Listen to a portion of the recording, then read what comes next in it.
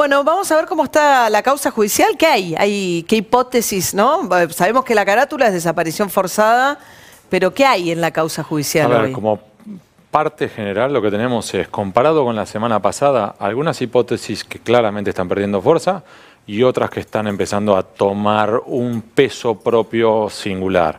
En esta línea lo que también tenemos es, apareció primero un testigo, Matías Santana. ¿Qué es lo relevante de este muchacho? Que por primera vez, con DNI, con opción de repregunta de fiscal y demás, él cuenta lo que él dice que vio.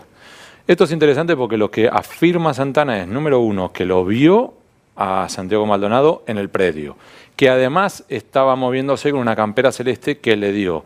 Y por último, que dice haber visto con binoculares, y acá es donde es un punto más endeble, vio cómo lo golpeaban entre 3 gendarmes, que luego se acerca una camioneta, que otros 4 gendarmes hacen una suerte de pantalla o cortina y se lo llevan.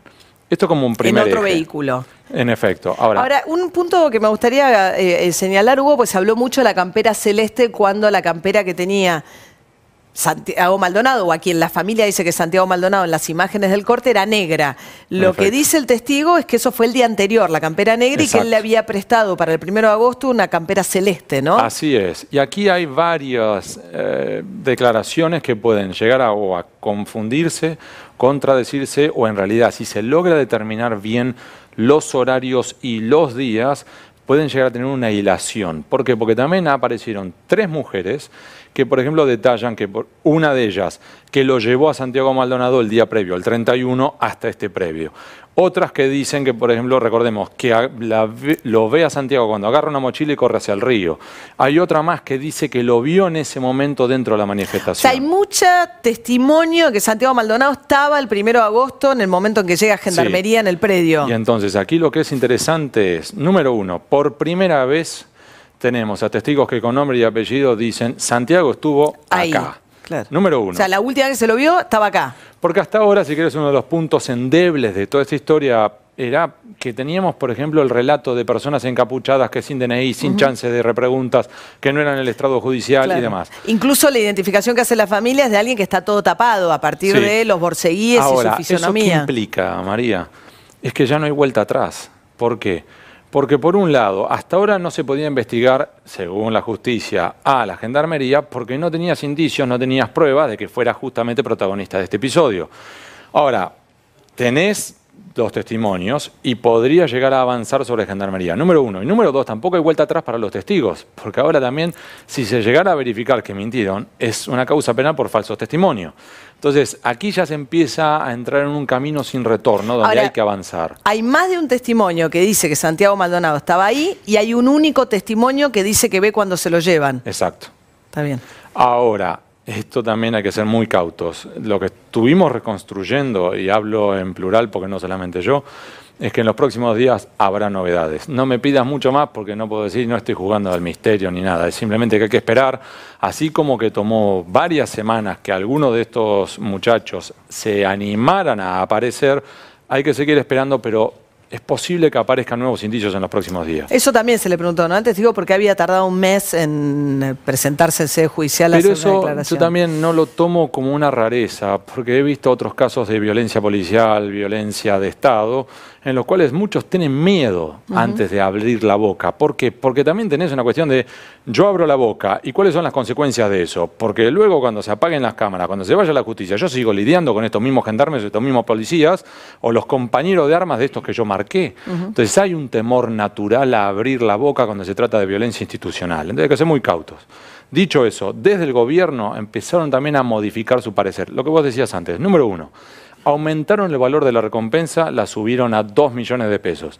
Todavía va por el lado del habeas corpus, es decir, datos sobre el paradero. Si querés chicanear, lo que puedo decir es, todavía para el gobierno estamos en una posición similar a la de María Cash.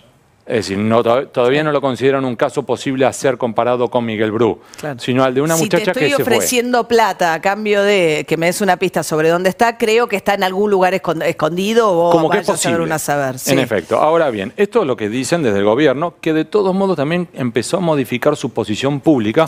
Cuando ya tenemos, por ejemplo, que Marcos Peña, hoy en el Congreso, el jefe de gabinete, lo que dijo es, nosotros consideramos que no sería la Gendarmería, pero tampoco lo descartamos.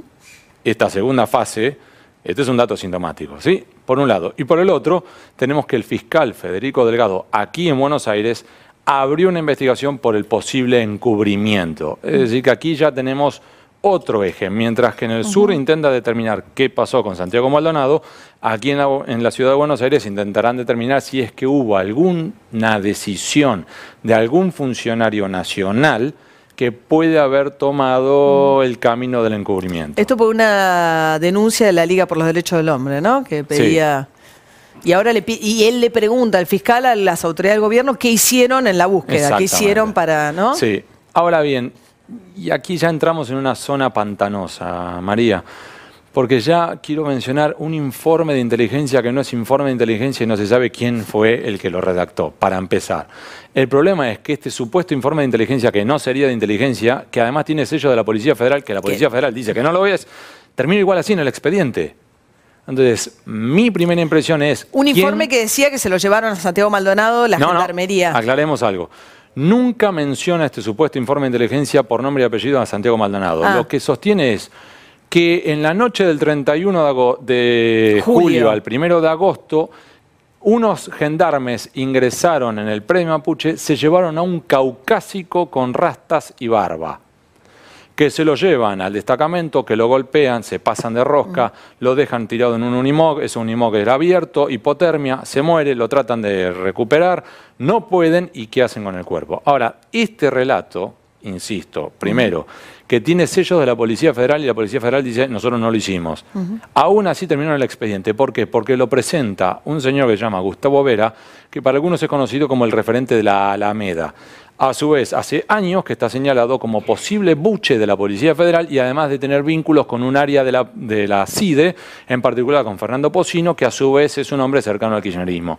Con lo cual se empezó a empiojar esta historia, decís, ¿con qué necesidad? Amigo del Papa, compañero, compitió en las elecciones con Guillermo Moreno, en las últimas elecciones. Entonces tenés, por un lado, a por lo menos un sector de ¿qué? De inteligencia o de la federal embarrando la cancha.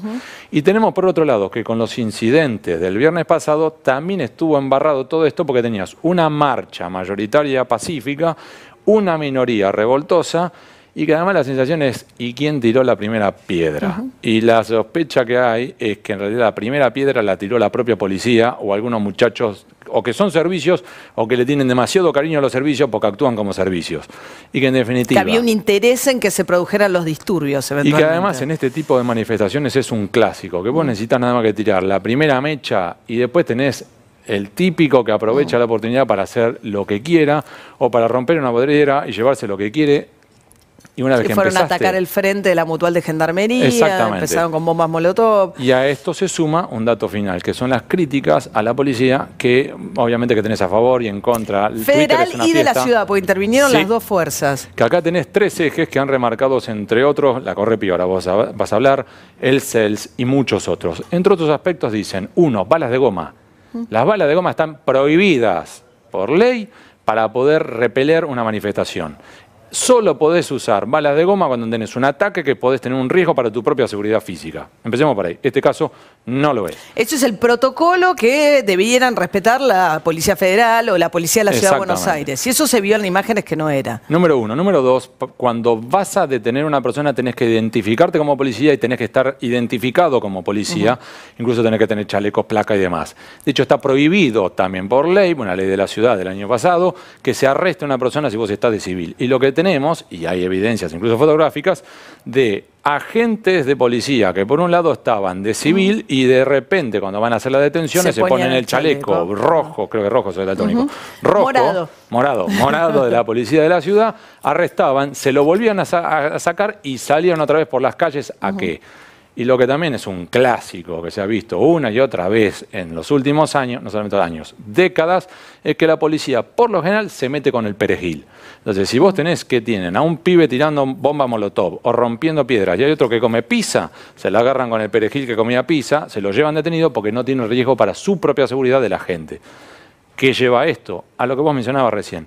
De todos los detenidos, primero que los tuvieron incomunicados. 55 horas. Ya entramos en zona pedregosa. Y además, no tenían evidencias, no tenían cómo construir en el sentido correcto de la palabra construir un expediente para poder acusar a la mayoría de ellos, los tuvieron que excarcelar, pero estuvieron 55 horas incomunicados. Y se supone que de los 31 tienen fotos que los vincularían con los incidentes o que los mostrarían de 4 de los 31. Y entonces hay evidencias, como incluso cuando yo menciono el ejemplo del que estaba comiendo la pizza, es literal. Sí, claro. Había un muchacho comiendo pizza y se lo llevaron puesto. Uno de los que está acá esta noche estaba saliendo de su trabajo. En resumen, entonces María, para cerrar tenemos, en el eje del sur hubo novedades, va a haber más novedades.